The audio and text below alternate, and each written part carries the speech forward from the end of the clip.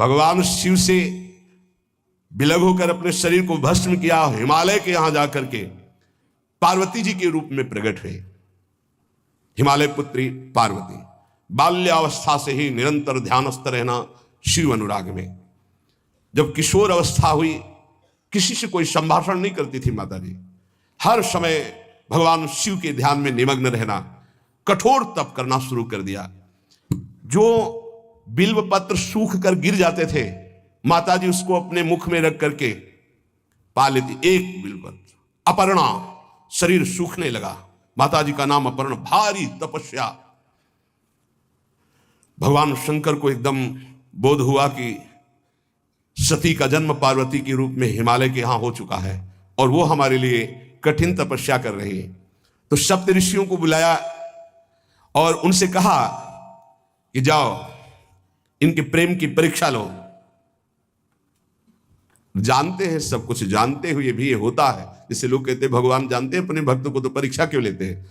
तो पढ़ाया तो टीचर ने ही है, तो सालाना परीक्षा तो होगी ही कि तुम क्या पढ़े हो। ऐसे ही तुम्हारे प्रेम की परीक्षा होगी। तुम हरि को चाहते हो या हरि की रची हुई माया को? हरि की हुई रची हुई माया में आकर्षित हो गए तो 0 आ जाएगा। वो हरि की तरफ देखते रहे, माया से बच गए तो नंबर आ जाएंगे। 100 के 100 आते हैं, यहाँ 98-96 नहीं आते। 2 ही चैप्टर हैं। हरि पसंद कर रहे हो या हरि की माया? हर भक्त के सामने आता है तो प्रायः लड्डू ही खाने को मिलता है। बचता वही है जो मामे वे प्रपद्यन्ते माया में तम तरंति थे, केवल हरि। पार्वती पहि जाई तुम प्रेम परीक्षा लेहु, गिरिहि पेरि पठयहु भवन दूरी करेहु संदेहु। हे सप्त ऋषियों, जाओ, हमारी आज्ञा है। पार्वती की प्रेम की परीक्षा लो, यदि पास हो जाए तो उनको तपस्या से निवृत्त करो। बोलो महादेव जी प्राप्त हो जाएंगे। जाओ भवन को चली जाओ, तपस्या की आवश्यकता नहीं। ऋषियों ने जाकर के पार्वती जी को देखा, मानो मूर्तिमान तपस्या विराजमान हो, अस्थिमात्र हुए रहे शरीर, सूखे पत्ते बिल्व के। मुनि बोले, हिमांचल नंदिनी, इतना कठोर क्या प्राप्त करना चाहती हो? किसकी आराधना कर रहे हो? तुम्हारा लक्ष्य क्या है? यदि हम सुनने के अधिकारी हों तो आप कृपा करके बता सकती हैं। पार्वती जी ने कहा, मन बड़ा सकुचाता है आपसे ये बताने में। आप लोग कहीं मेरी हंसी ना उड़ा दें जो मेरा लक्ष्य है। मैंने भी बहुत सिखाने की कोशिश की, लेकिन मेरा मन नहीं मान रहा, हठ पकड़ लिया है। क्योंकि मेरे गुरुदेव ने मुझे जो आकर के बचपन में बता दिया, मैं वही हृदय से स्वीकार कर ली। मनु हठ परा सुनई न सिखावा, चहत बारी पर भीति उठावा। नारद कहा सत्य सोई जाना, बिनु पंखन हम चाहि उड़ाना। मुनियों, वैसे आप भी हंस दोगे। ऐसा लगता है जैसे हम भारी प्रबल धारा में बालू का बांध बनाना चाहती हैं। कहां भगवान शिव और कहां मैं? मेरे गुरुदेव नारद ने बचपन में आकर के कहा तुम्हारे पति देवाधिदेव महादेव होंगे। बस मैं तब से अपने पति की प्राप्ति की आराधना कर रही हूं।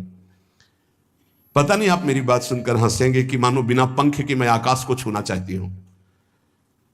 ऋषि हंस पड़े और कहा, बात तो सही है, पर्वत से उत्पन्न हुई हो तो इसलिए तुम्हारी बुद्धि भी हमें लगता है जड़ ही है। नारद के उपदेश से आज तक किसी का घर बसा है? नारद के उपदेश से किसी का घर बसा है? अरे जिस जिसका उपदेश किया उसको बैरागी बना दिया, गृहस्थी तो बनाया नहीं। नारद उपदेश सुनकर किसी का घर बसा हो ऐसा तक प्रमाण नहीं है। देखो, दक्ष के पुत्रों को उपदेश किया, 10,000 एक को 1,000 एक, लौट कर नहीं आए, सब बैरागी बन गए। चित्रकेतु को उपदेश किया, घर चौपट हो गया। प्रहलाद जी को उपदेश किया, पूरा हिरण्यकश्यप का नाश हो गया। नारद सिख जे सुनहि नर नारी, अवसि होई तजी भवनु भिखारी। तुम्हारे गुरु नारद जी की जो सीख सुना बर्बाद हो गया, बाबा जी बन गया, भजनाय नंदी बन गया। वैसे हम बताएं, नारद जी हैं बड़े कपटी, ऊपर से साधु का चिन्ह है, अंदर से कपट। क्या कपट? उसके संसार का नाश कर देते, भगवान से जोड़ देते हैं। मुझे नारद जी की बात कम समझ में आती है। ये उल्टा बोल रहे ऋषि परीक्षा के लिए, गुरु निष्ठा हटाने के लिए, समझ रहे हो। पार्वती जी ने कहा बचपन में मेरे गुरुदेव ने बता दिया, वही मैं। नारद जी की बात, आज तक घर किसका, जो नर नारी नारद की बात सुने भवन त्याग करके भिखारी बन गया, प्रमाण है। उनके वचनों पर तुम विश्वास मान रही हो। महादेव जी को पति निर्गुण नीलाज कुबेश कपाली अकुल अगेह दिगंबर ब्याली। नारद जी ने तुम्हें भगवान शिव को पति बिल्कुल निर्गुण समझो। निर्गुण का मतलब दूसरा भी अर्थ होता है और एक अर्थ होता है कि कोई गुण नहीं।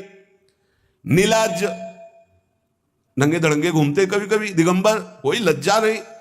कुबेश, भाई सुंदर मुकुट लगाए हो, पोशाक पहने हो, नहीं, चिता की भस्म लगाए, मुंडों की माला पहने, बहुत बहुत बाघंबर डाल लिया, ये कुबेश है। कपाली, मनुष्य के मुंडों की माला। अकुल, आज तक कोई पता नहीं लगा कि किस कुल के हैं महादेव जी, क्योंकि सब कुलों के मूल है, मूल का मूल वही है, उनके मूल कोई है नहीं। अगेह, एक दीवाल नहीं है, 60,000 योजन का एक बरगद का पेड़ है, उसी के नीचे रहते। 60,000 योजन, 1 योजन 4 कोस, 1 कोस 3 किलोमीटर। कितना बड़ा वटवृक्ष कैलाश में, एक वटवृक्ष जिसके नीचे रहते 60,000 योजन का। 6 ऋतुएं शोभा देती उसी वटवृक्ष के।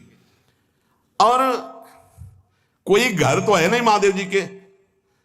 और आभूषण भूल मत करना, बड़े बड़े विषैले सांपों का आभूषण कोई सोना चांदी नहीं पहनते महादेव जी।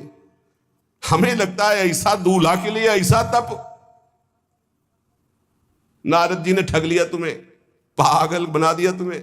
देवाधिदेव महादेव के, सुनो, इन्हीं ने शिक्षा दी थी सती को। ऐसे बौरे पति मिले, आग में जाके शरीर भस्म करना पड़ा। इसलिए हम तुम्हें बता रहे हैं कि बहुत सुंदर दूल्हा हम देख के आए हैं। हम जान गए थे कि तुम तपस्या कर रही हो। हरि का नाम सुना है, बैकुंठ में रहते हैं, बहुत सुंदर हरि है। यदि उनका आप वर्ण कर ले तो सुखी हो जाएंगे। बैकुंठ राजधानी, अब आभूषण उनके क्या कहना, पार्षद सही। ऐसे शिव जो चिता की राख लगाते हैं, सांपों की माला पहनते, मुंडों की माला, सांप का जनेऊ, बाघंबर, हमें तो पसंद नहीं आए। और हमारी बात मान लो, ऐसे के पास स्त्रियां टिक नहीं सकती, जिनके घर नहीं, आभूषण नहीं, धन नहीं, कोई भोग सामग्री नहीं, उदासीन, उनको किसी से मतलब नहीं। तो सुनो, हमारा विचार स्वीकार कर लो।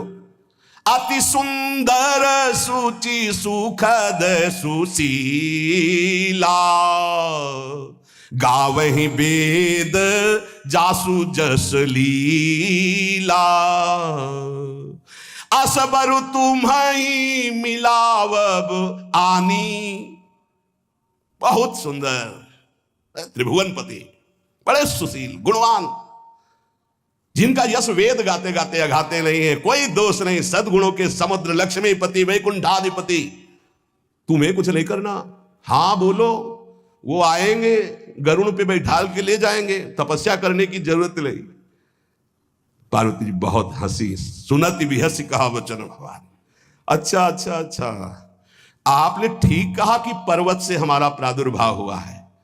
इसलिए आपको यह भी पता होगा कि पर्वत बहुत हठीला होता है, जहां डटा है वहीं डटा रह सकता है। सुनो, पर्वत से सोना भी उत्पन्न होता है, जो आग में जलाने पर भी अपना तेज बढ़ाता है, घटाता नहीं।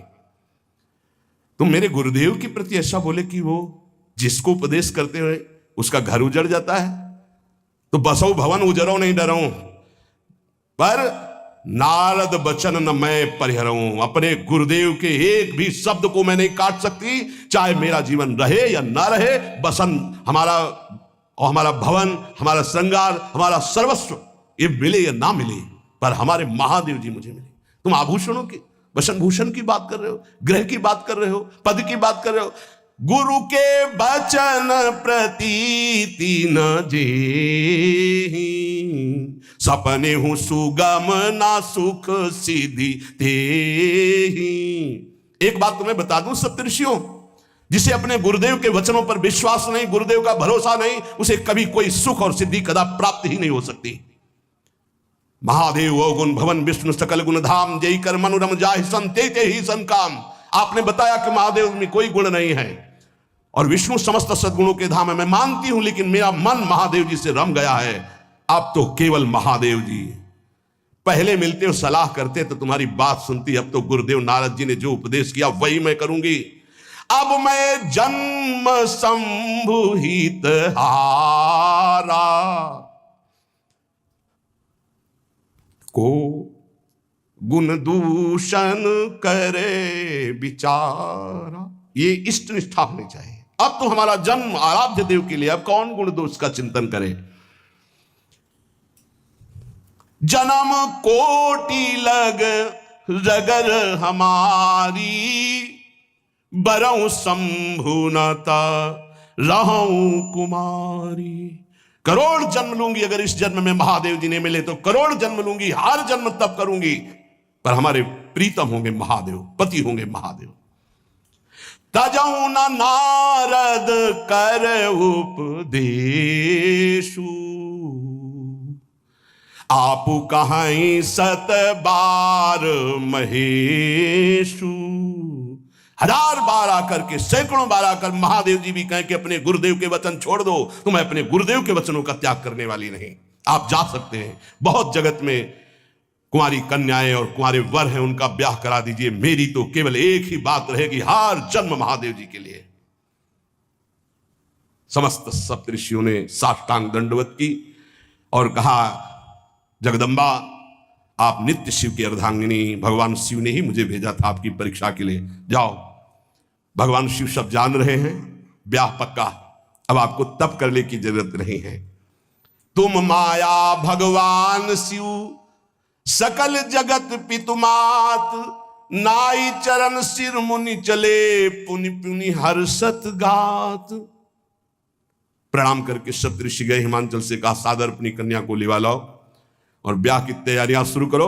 महादेव जी ब्याह के लिए पहले से ही राजी हैं और समस्त देवता ब्रह्मा जी आज उनके पास जा रहे हैं प्रार्थना करने के लिए। इधर जब पार्वती जी को लेकर हिमालय अपने घर पे आते हैं, तब भगवान विष्णु, समस्त देवता, ब्रह्मा जी कैलाश पहुंचे, जहां भगवान शिव विराजमान थे। सबने स्तवन किया और कहा, प्रभु बहुत दिन से एक लालसा है, सकल सुरन के हृदय शंकर परम उछाहु, निज नैनन देखा चाहे नाथ तुम्हार विवाह। भगवान विष्णु, ब्रह्मा जी, समस्त देवताओं ने कहा, प्रभु हम सबके मन में एक उत्साह है, आप दूल्हा हो, हम सब बराती हो, आपका विवाह देखना चाहते हैं। प्रभु ये उत्सव देख ले तो हमारा जीवन सार्थक हो गया, आप हां बोलो। कामदेव के मद को चूर करने वाले आपको दूल्हा रूप में देखना चाहते हैं हम सब। स्वामी का स्वभाव होता है सेवक को सुख देना। पार्वती जी ने अपार तप किया है आपके लिए, आप उनको अंगीकार कीजिए। भगवान विष्णु ब्रह्मा जी की प्रार्थना सुन करके भगवान शिव जी ने कहा, तथास्तु, ठीक है ब्याह पक्का। देवताओं ने नगाड़े बजाए, फूलों की वर्षा होने लगी, देवाधिदेव महादेव की जय के नारे कैलाश में गूंजने लगे। सप्तऋषि भगवान शिव के पास आए, कहा, प्रभु बड़ी अनन्य है पार्वती जी, आपकी अखंड प्रेम है। हमने बड़ा छल करके उपदेश किया, लेकिन उन्होंने कहा कि मैं नारद जी का उपदेश नहीं त्याग सकती, करोड़ों जन्म लूंगी और हर जन्म महादेव जी के लिए। भगवान शिव जी की आंतरिक वृत्ति जो पार्वती जी की प्रीति की है, उसे कोई नहीं जानता। बहुत विरह में रहे, ऐसा न समझे कि देवादिदेव महादेव जी परम उदासीन है, नहीं। सती जी के वियोग में बड़ी विचित्र दशा महादेव जी की हुई थी। सप्तऋषि फिर गए पार्वती जी के पास और कहा, अभी बीच में घटना घट गई, कामदेव गया था, महादेव जी की समाधि को भंग किया, तो महादेव जी ने कामदेव को भस्म कर दिया, तो ब्याह का मतलब क्या रह गया। भवानी ने कहा, तो तुम क्या अभी तक भगवान शिव को कामयुक्त देखते थे क्या? क्या तुम समझते हो तुम्हारे जान काम अब जा रहा? अरे अब लगे शंभु रहे सभी कारा। तुम्हारी नजर में अभी तक भगवान भिखारी थे और अब काम को भस्म किया है। अरे हमने भगवान शिव की आराधना की। हमरे जानी सदा शिव जोगी, अज अनवद्य अकामो अभोगी। मैंने तो शिव को सदा ही योग संपन्न ब्रह्मबोध देखा है।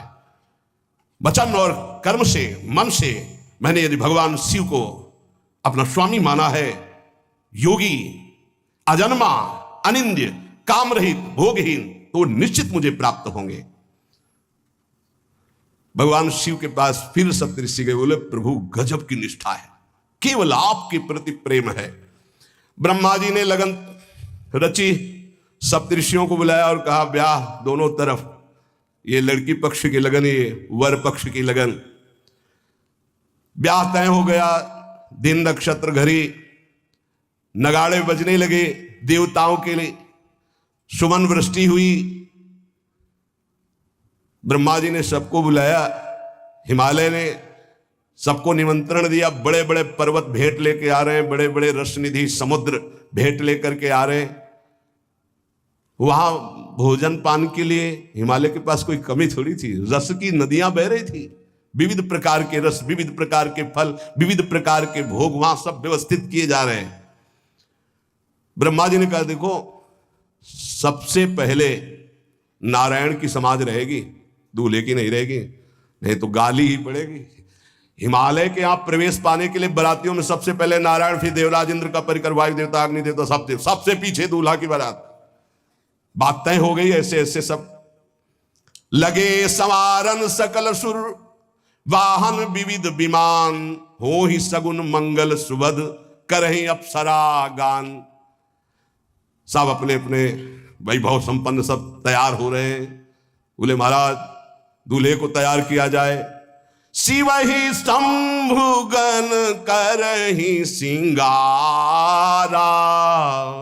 जटा मुकुट अहि मोर संवारा, कुंडल कंकन पहिरे ब्याला, तन विभूति पट के हरि छाला, शशि ललाट सुंदर सिर गंगा, नयन तीन उपवीत भुजंगा, गरल कंठ उर नर सिर माला, अशिव वेश शिव धाम कृपाला, कर त्रिशूल अरु डमरु विराजा, चले बसा चढ़ी बाजहि बाजा, देखी शिवहि सुरत्रिय मुस्काही,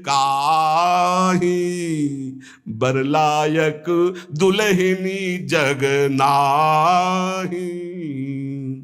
दूल्हे की तैयारी हो रही भाई, चिता की भस्म, चिता की भस्म, जैसे पाउडर ले गए, पहले चिता की भस्म लगाई गई, अब जटाएं बांधी गई। जटा ऐसे त्रिभुवन का विनाश जब करना होता, जटा खोलकर जब तांडव करते तो कोई नहीं बचता। जटा कटा संभ्रमम भ्रमण निलंप निर्झरी, विलोलवी चिवल्लरी विराजमान मूर्धनि, धगत धगत धगत जो ललाट पट्ट पावके। तीसरा नेत्र मानव विश्व का विनाश करने के लिए उसे पटबंद किए हुए विशाल जटाएं। जटा का तो मुकुट सवाल आ गया, अब जटा बंधे का ऐसे सांप, ये मुकुट सांप, और कुंडल करिया और भूरी भी थी। हाँ, सोने चांदी के लिए डंक मार दे तो बेहोश हो जाओ ऐसे। पहिरे ब्याला, बाजूबंद छोटे फड़ वाले, है कोई पनिहा कोई दुमहा ऐसे, और ऐसे जनेऊ वासुकी नाग, गले के माला भगवान का विभूत, ऐसा स्वरूप है। और शेर की छाल नीचे, शशि ललाट, द्वितीया का चंद्रमा, शशि ललाट, ये मुकुट द्वितीय का चंद्रमा, सुंदर सिर गंगा, भगवती गंगा, फवारे नहीं उठते जटा के बीच से गंगा जी। नयन तीन, माथे वाला बंद है, दो खुले हैं। उपवीत भुजंगा, जनेऊ वासुकी नाग, गरल कंठ, नीलकंठ विष यहां रोके हुए, और मुंडों की माला, हाथ में त्रिशूल, डमरू बंधा हुआ, नंदकेश्वर पे सवार। बोले ऐसे दूल्हा के लिए दुल्हन तो त्रिभुवन में नहीं मिलेगी, ऐसा दुल्हन कहाँ मिलेगी। अच्छा, दूल्हा सज गया, ब्रह्मा जी ने देखा, बोले महाराज आगे आपकी सवारी। नारायण भगवान उनके चतुर्भुज पार्षद, शोभा सुगंध सौरभ, आगे गरुड़ पे सवार, पीछे हंस पे सवार ब्रह्मा जी अपना परिकर, देवराज इंद्र, भगवान विष्णु जी दूल्हे की तरफ देखे, बोले महाराज विष्णु कहा अस बिहस तब बोल सकल दिशराज, बिलग बिलग होई चलो सब निज निज सहित समाज। कोई भी दूल्हे के पास मत फटको, पीछे रहने दो, सब अलग अलग समाज चलो, नहीं पानी नहीं मिलेगा हिमालय के अगर आगे ये हुई तो। अब तो वर अनुहारी बरात न भाई, हंसी कर हो पर पुरजाई। नारायण ने कहा कि दूल्हा के अनुरूप ही हम सब बराती नहीं भैया, दूल्हा सबसे पीछे, सब बराती क्रम से पहले हम, फिर ब्रह्मा जी, फिर देवराज इंद्र, ऐसे सब। भगवान शिव ने कहा तुम अपने पार्षद सब लिए हो, तो हम बुलाते हैं। श्रृंगी निकाली, जे ही बजाया तो भगवान शिव के पार्षद आ गए। शिव अनुशासन सुनि सब आए, प्रभुपद जलज शीस तिल, जय हो महाराज की आज्ञा करो। अरे बोले विवाह हमारा बहुत दिलों से आओ। घुचप्पा जैसे देखो ना, अगिया बैताल, हाँ अब कैसे शिव के बराती हैं, जरा ये आगे पार्टी तो निकल गई बंदनी। ये जो भगवान शिव ने बुलाया बरातियों को, अपने साथियों को मुखहीन विपुल मुख काहू, बिनु पद कर को बहुपद बाहू, विपुल नयन को नयन विहीना, रिष्ट पुष्ट को अति तन खीना। किसी के एक को मुख नहीं, केवल मांसई का पिंड है, और किसी के पूरे शरीर में मुख ही मुख है। किसी के एक भी हाथ पैर नहीं है, लुढ़कता चल रहा है, और किसी के बहुत से हाथ पैर हैं। किसी के नेत्र नहीं है, किसी के बहुत नेत्र हैं, बड़ा विचित्र। किसी के हड्डी हड्डी है तो कोई बहुत मोटा है, कोई बहुत पतला है।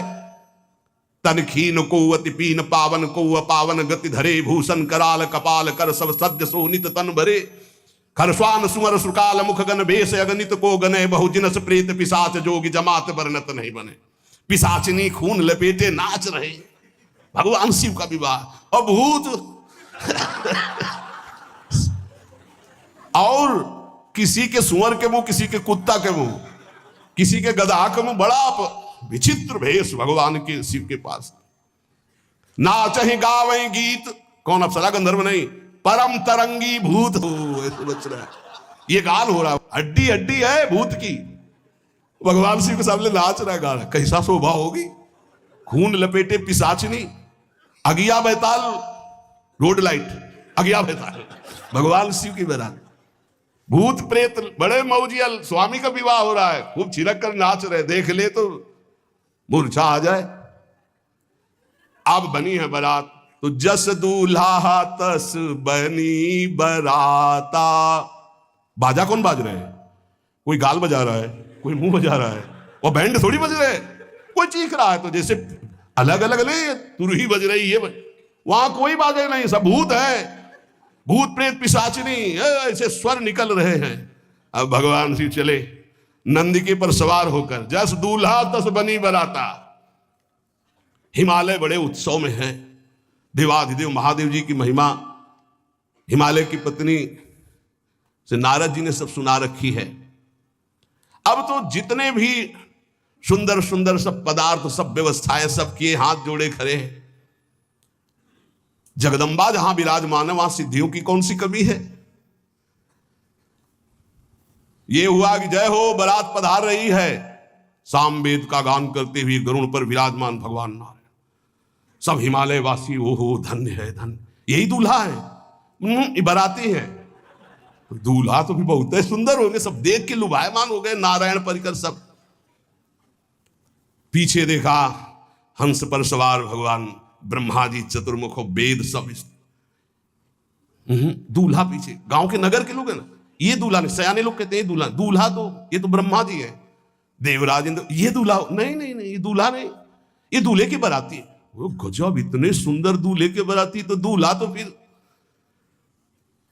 बहुत हृदय में आनंद है, उत्साह है, नगर की बालक बालिकाओं नौबधुओं को ऐसे देख रहे, दूल्हा कौन है ऊपर से चले।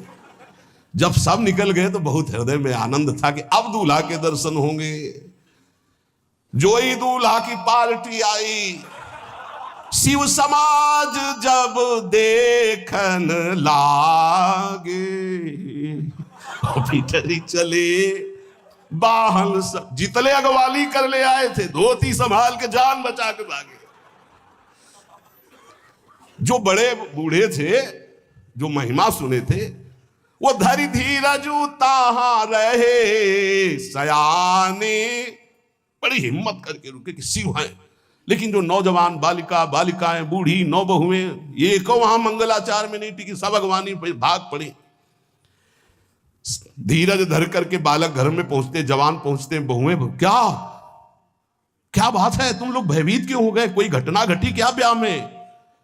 कहीं काह कही जाई न बाता, ये जमकर धार की धो बरियाता। बरात है, यमराज की पूरी सेना आ गई है भैया। दूल्हा देखा कैसा, बोले बरु बौराह बसह असवारा, ब्याल कपाल विभूषण छारा। देखा है दूल्हा, बरु बौराह बावरा है, क्यों? बैल पे सवार है, सांप की माला पहले, भस्म चिता की लगाए, मुंडों की माला, अरे पूछो मत, ऐसा दूल्हा। दूल्हे के सरितन छार ब्याल कपाल भूषण नगन जटिल भयंकरा, संगभूत प्रेत पिशाच जोगिल बिकट मुख रजनी चरा।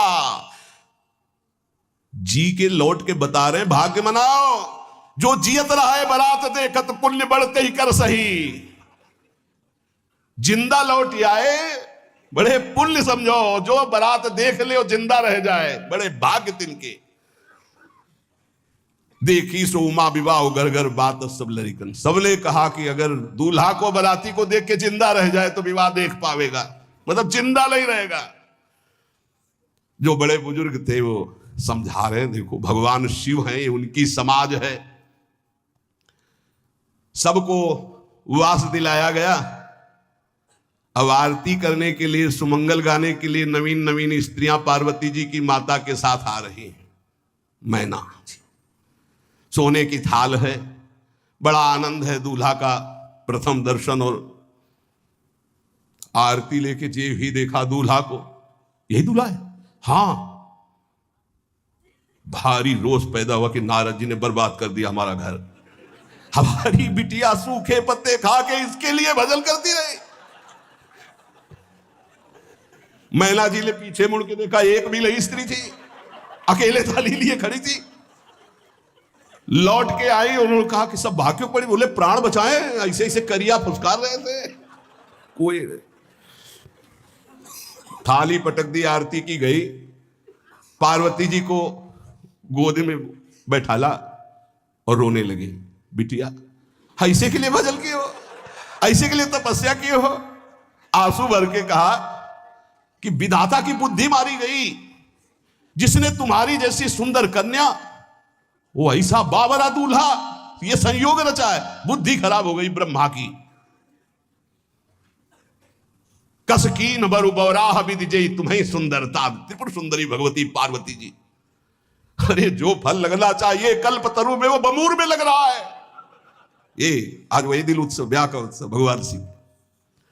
अच्छा तो मेरा निर्णय सुन लिया जाए मैना जी का, अगर मेरी बात नहीं मानी गई तो हिमालय के शिखर से अपनी बेटी को लेकर गिर के आत्महत्या कर लूंगी, ब्याह नहीं होने दूंगी, फाइनल।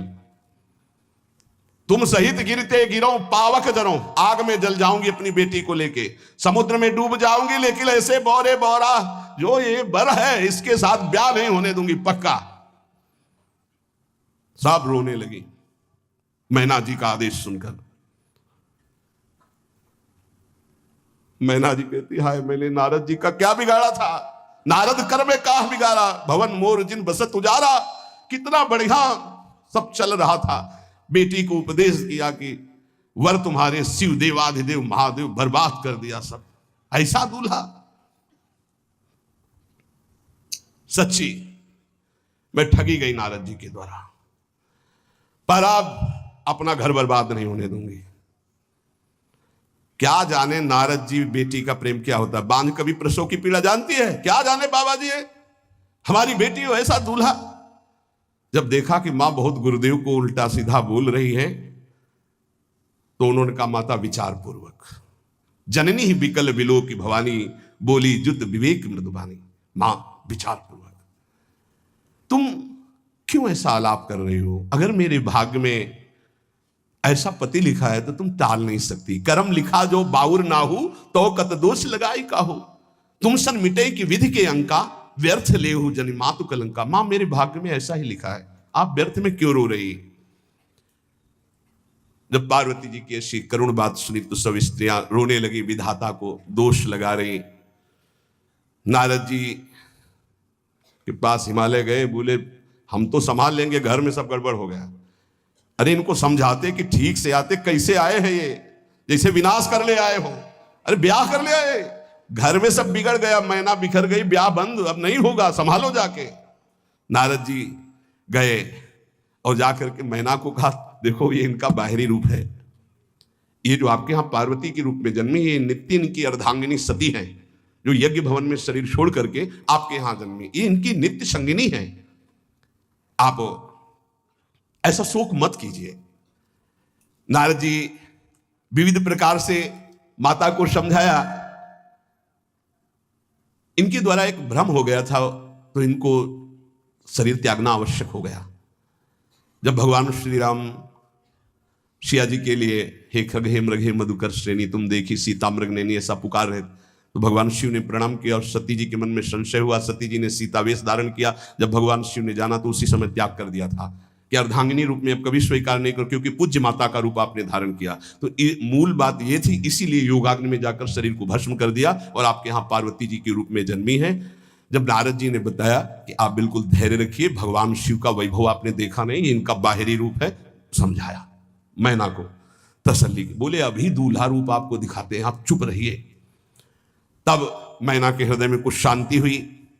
जितने गांव के नगर के सब लोग थे सबको सूचना पहुंची, डरो मत, भगवान शिव है, ये लीला कर रहे हैं। अभी नारद जी गए और बोले विवाह करना है कि नहीं करना, शंकर जी से कहा। बोले वह आए इसीलिए, बोले ये सब बंद करो आप, ये रूप से विवाह होता है, वह हमारी सारी जो बिचौलिया में पीट रहे हैं, उधर जाओ तो उधर, ये रूप हटाओ। बोले कौन सा रूप धारण करें, दूल्हा रूप धारण करो। भगवान शिव ने जे भी, बहुत सुंदर शिव है, कर्पूर गौरम जैसे चिदानंद, 16 वर्ष की अवस्था, हाथ में दर्पण और अद्भुत मुकुट धारण की हुई, जटाएं ढकी हुई, गौरवर्ण, वो सुंदर रूप जो देखे सो मोहित हो जाए। ध्याये नित्यम महेशम रजति किरणिमं चारु चंद्रावतन सम। कैसा सौंदर्य रूप महादेव जी का। चलो अब जो देवनार के लिए सब शुभ नववधुएं सब मैना जी को बुलाया, देखो दूल्हा आ रहे हैं, एक एक कदम ऐसे चल रहे, संभाल संभाल के जैसे चलना सीख रहे हो। तांडव करने वाले चरण है, पर नारद जी ने तो अब नहीं, नव किशोर अवस्था, हाथ में दर्पण, वो सुंदर रूप भगवान शिव का, एक एक कदम बारात में जो देखे सो मोहि। मैना ने कहा हो अहो भाग्य, ऐसे दूल्हा। बोले वही हैं जो नंदी पे सवार थे, इनके स्वरूप को जानना बड़ा कठिन है। अब जो सुंदर जीवनार हुई बरातियों के साथ भगवान शंकर की बड़े मधुर गीत गाए जा रहे हैं। मुनियों ने फिर हिमवान को लगन पत्रिका सुनाई।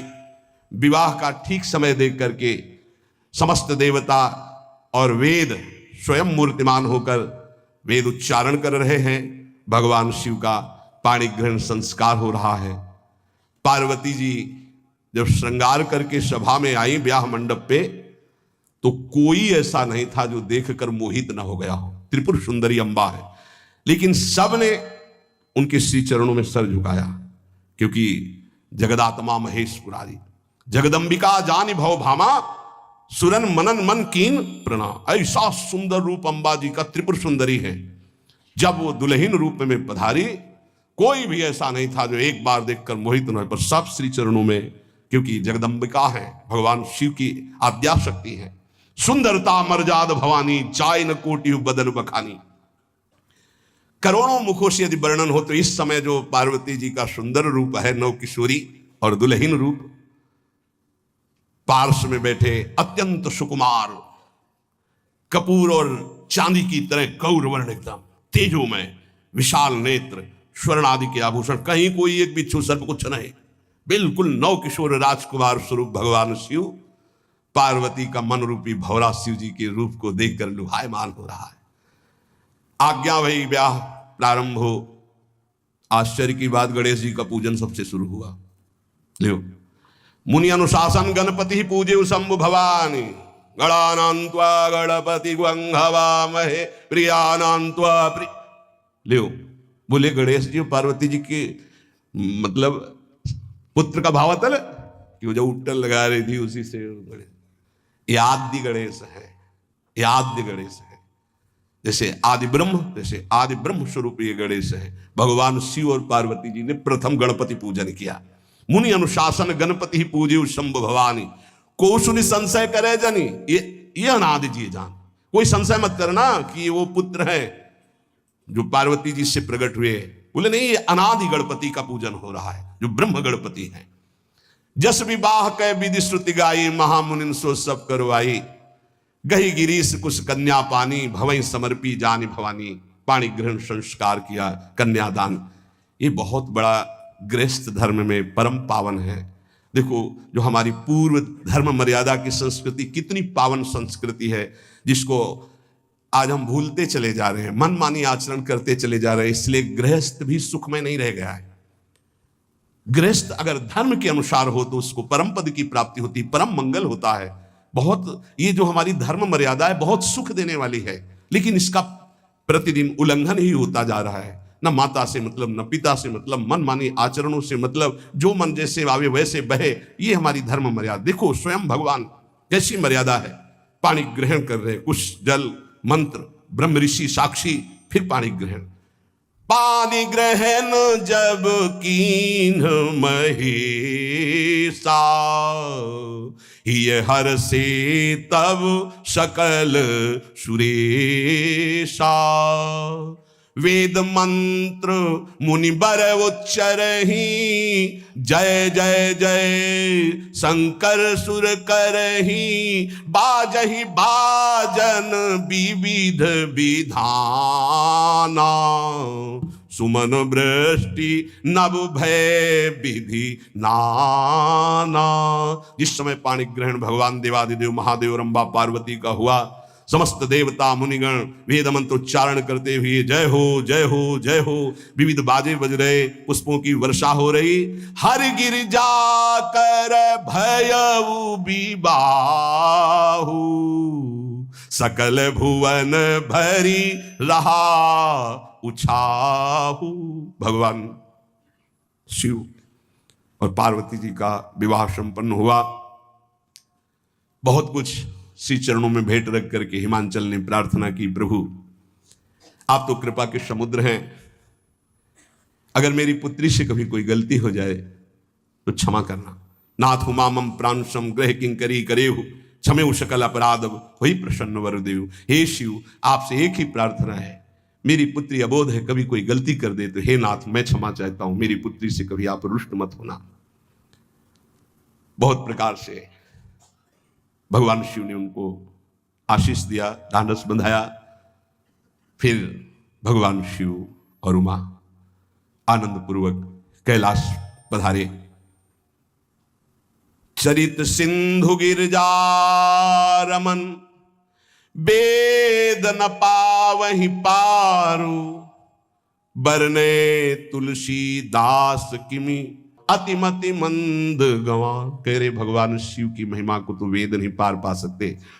गोस्वामी तुलसीदास जी कह रहे मैं भला उस महिमा को कैसे गा सकता हूं, मैं तो गवार बुद्धि का हूं। भगवान शिव और माता पार्वती जी आज भी अब भी कैलाश में विराजमान है। हर गिरजा विहार नित नयऊ, यही विधि विपुल काल चल गयो। भगवान शिव और पार्वती का जो मंगलमय विवाह सुनेगा, भगवान के चरणों में प्रीति, समस्त पापों का नाश होकर हृदय की निर्मलता, हरिहर में प्रीति निश्चित प्राप्त होती है। क्योंकि ये परम वैष्णवाचार, परम बोध संपन्न जगत गुरु भगवान शिव की लीला हृदय के अहंकार को मिटाती है। ये अहंकार के अधिष्ठात्र देवता है भगवान शिव, और जब तक अहंकार रहता है तो हरि के चरणों में या प्रियाजू के चरणों में प्रीति नहीं होती।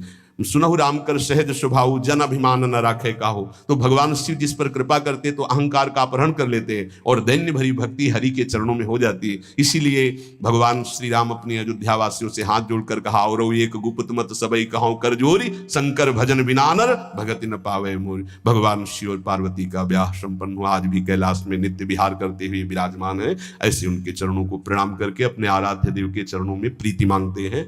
नमः पार्वती पतये हार हार हार महादेव। जय जय श्री राम।